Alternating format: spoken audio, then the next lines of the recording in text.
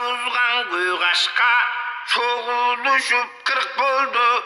Tonsuz gelgen çorağa jakasın altın jengeceğiz. Koşpadana turguy göz ton giygizdi zor manas. Atsız gelgen çorağa kara bayır kazanat. Kalbir öpkö jizgadat.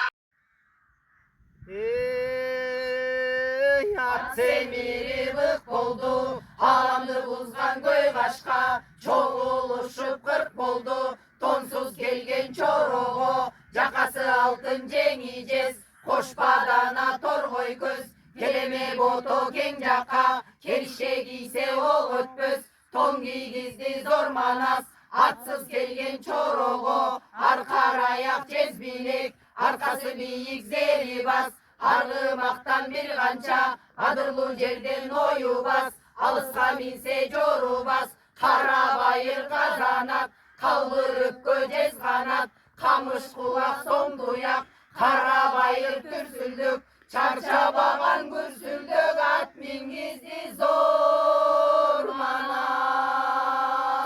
Malsız gelgen çoroğu, adırga cılkı alabaş, argımak budan aralaş, bölüp verdi zor manas, elsiz gelgen çoroğu, argın benim kırgızdı, bölüp verdi zor manas, oydok gelgen çoroğu, oymoğuz boto göz, kırmızı göynük ayça bel, kıltıldagan soludan, жазık mangay kalem kaş, kumurska bel tasma boy, suksur moyun kunduz çaç, sululuğun aytbay koy alıp verdi zor manas.